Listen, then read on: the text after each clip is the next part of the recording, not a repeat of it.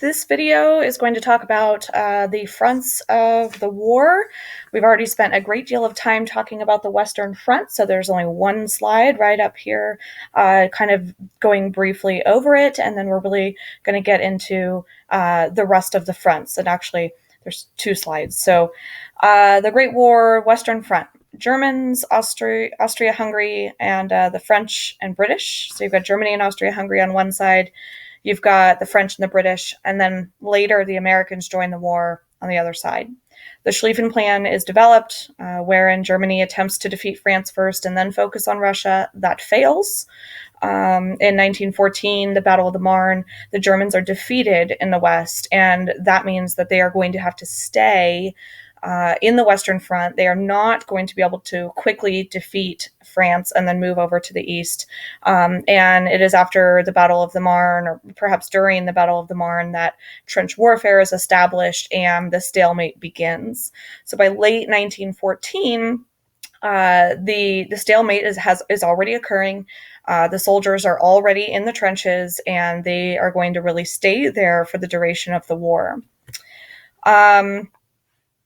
We have in the West a couple of battles that are the bigger battles when historians look back at World War I and they consider, the big battles of war. These are two of them that are mentioned in the West.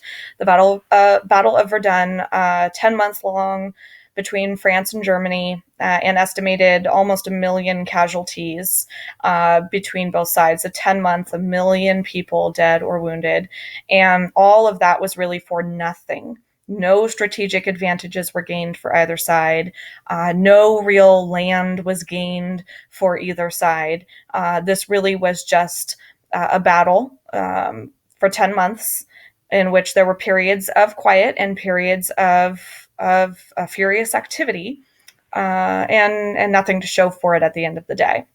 The second battle, often discussed about the Western Front, is the Battle of the Somme.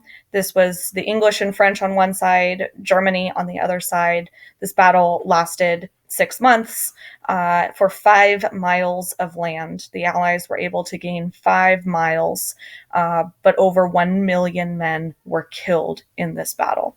So when we talk about long battles and we talk about heavy casualties and losses with these battles, these are the types of numbers that we are talking about. So how was the East different?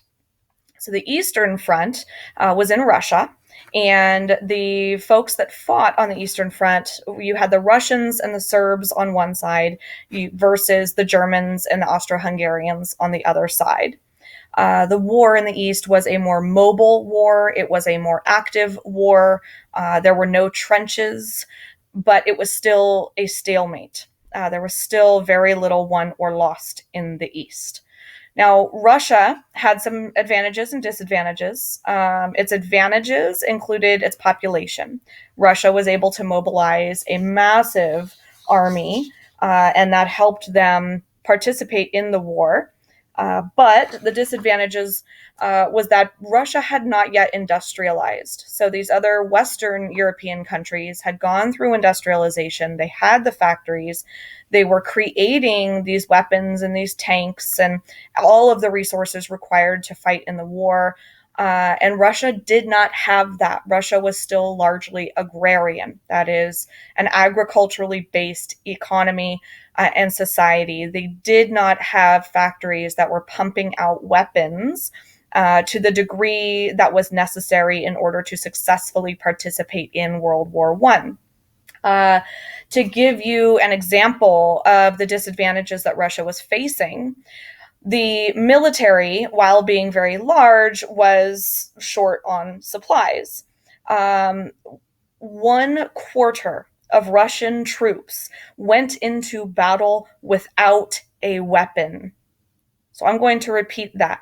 They were not industrialized. They did not have the weapons required to fight successfully in this war. And what that meant on the ground in World War I is that 1 out of every 4 Russian troops went into battle without a weapon. Instead, that soldier was instructed to follow behind the armed troops and to pick up the rifles of their dead comrades. As you might imagine, this is going to lead to very low morale among the troops. You are being sent continuously into battle. Some of you, a quarter of you, do not have a weapon as you are headed off to battle. You are probably not going to be feeling very good about your chances in participating and winning that battle. So we'll talk more about what this means for Russia in a few minutes. Now, the differences between the West and the East. There are a few differences.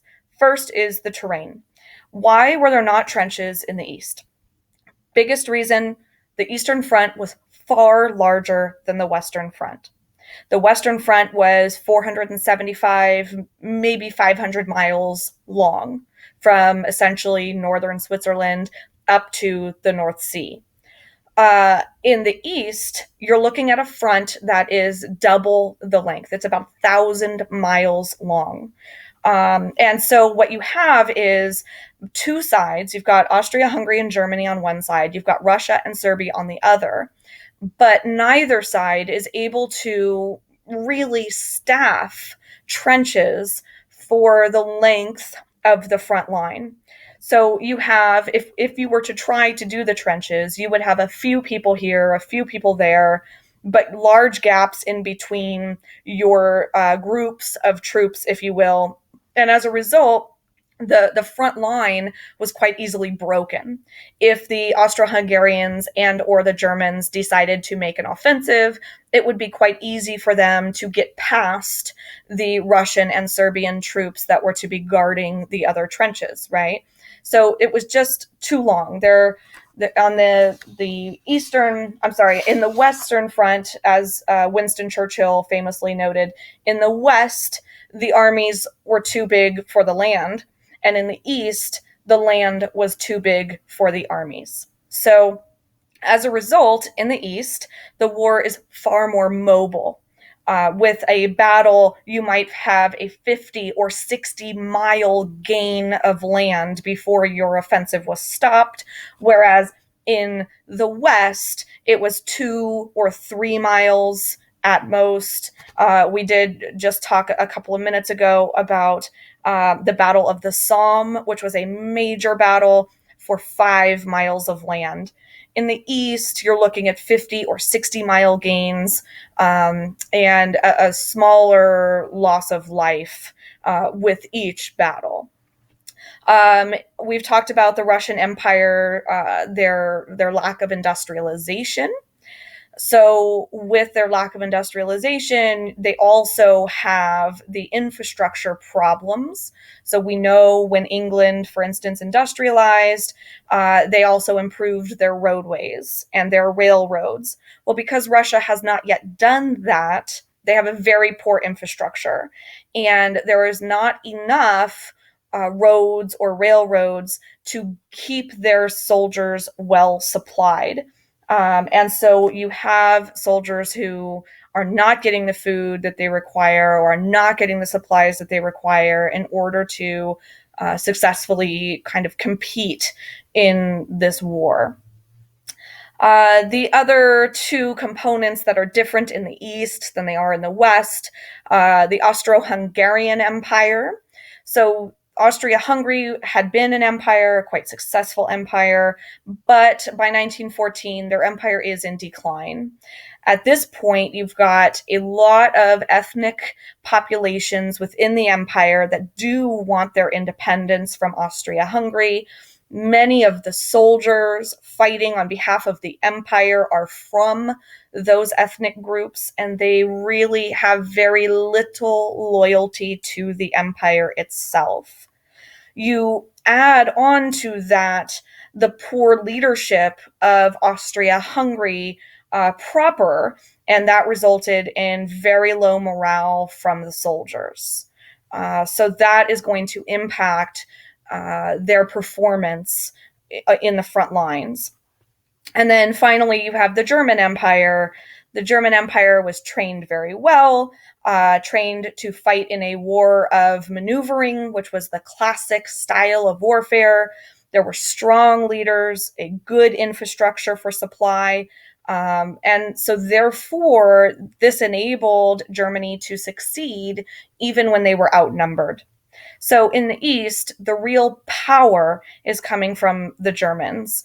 Russia is big, but Russia is not strong. It's like that old adage: the bigger they are, the harder they fall. They're David and Goliath.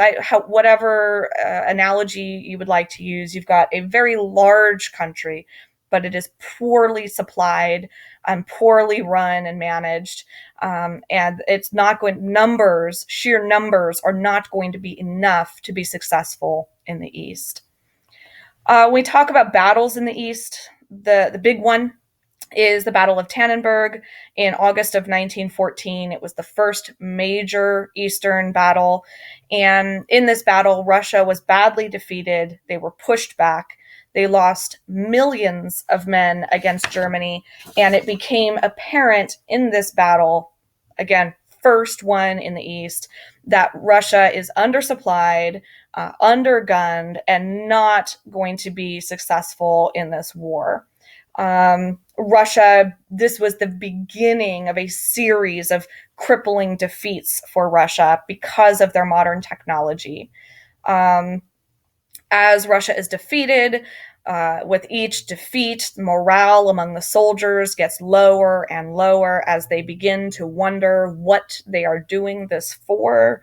And that ultimately is going to lead to Russia withdrawing from World War I. Before we get there, we'll talk briefly about the other fronts. So this is a world war.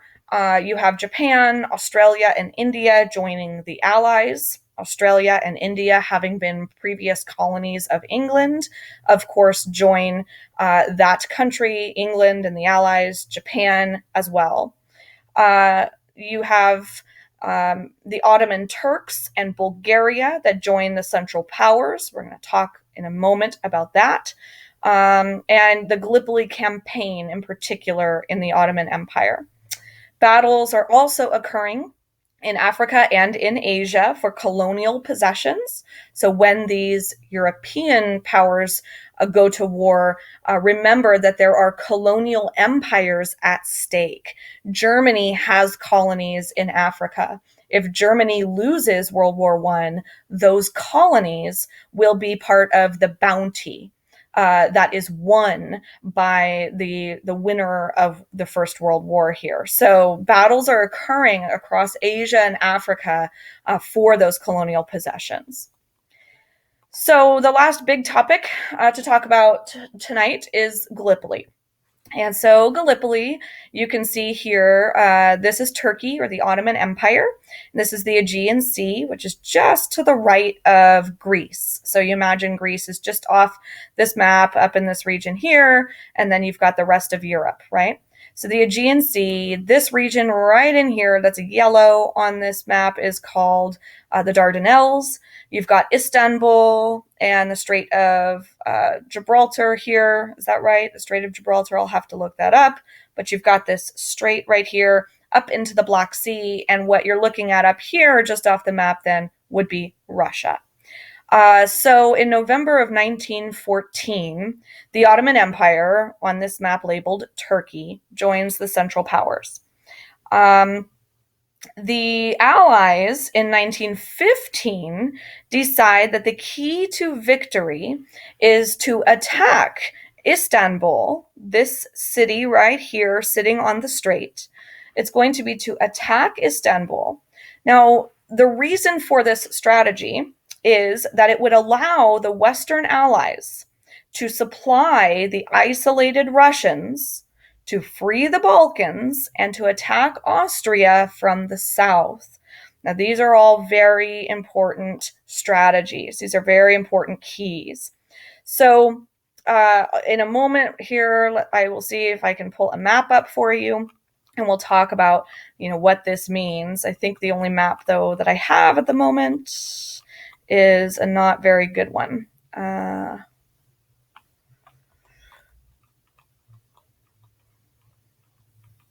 Yeah. Okay, I don't have a map, so I will pull one up here in a moment. So you have here attacking again Istanbul to get to the Black Sea to supply Russia. Um, let's see, in April of 1915, then British troops landed on the Gallipoli Peninsula in an attempt to capture the Dardanelles, or the yellow part of this map. The Dardanelles, the yellow part there, connect the Aegean Sea, which is part of or connects to the Mediterranean Sea, with the Black Sea. So the point here is that if the Allies can gain control of the Mediterranean, the Aegean, and the Black Sea, what the Allies will be able to do is Britain and France are going to be able to support Russia by taking them weapons. Remember, Russia is in serious need of war supplies because they're not industrialized. So Britain and France are trying to open up a route through the Mediterranean Sea and the Black Sea to be able to ship weapons and war supplies to Russia. This would help bolster the Russian forces and the Russian attempts at success in the East. So the key here is to control these waterways right here in the Dardanelles and the Strait at Istanbul. So the campaign, unfortunately, is a failure. The Allies are not able to gain any real land footing in the Dardanelles, in this is the Gallipoli Peninsula, and the Ottoman Turks are able to successfully push back on the Allied troops.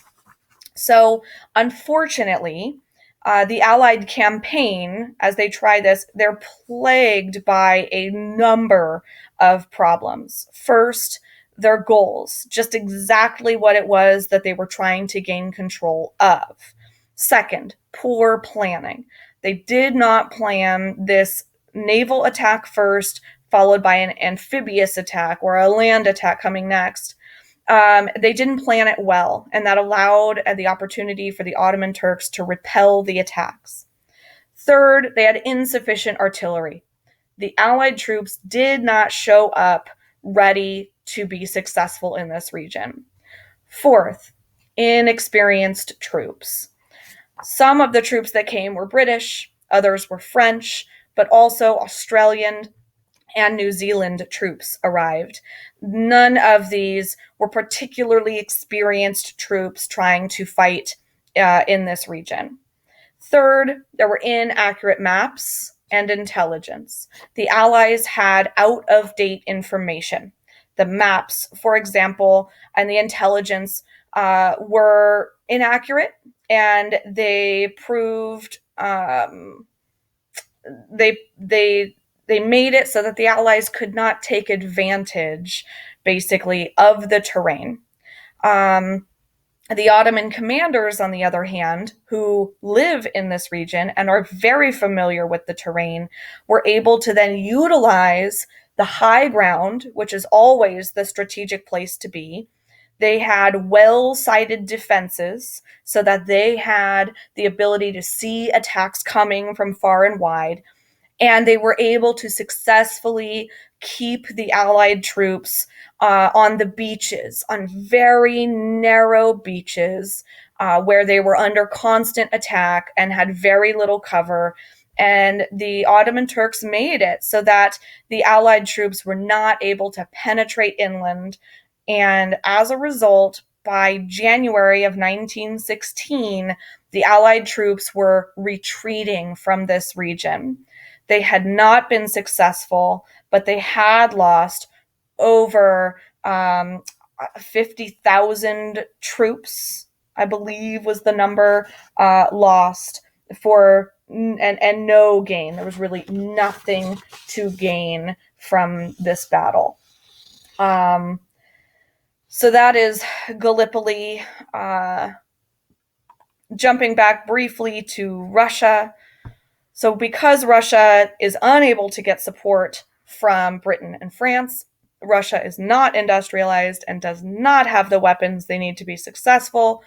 By March of 1917, so we're now 3 years into the war. You've got July of 1914 to 15 to 16 to 17, right? So 3 years later, and the Russian people and the Russian soldiers, both civilians and soldiers, are struggling.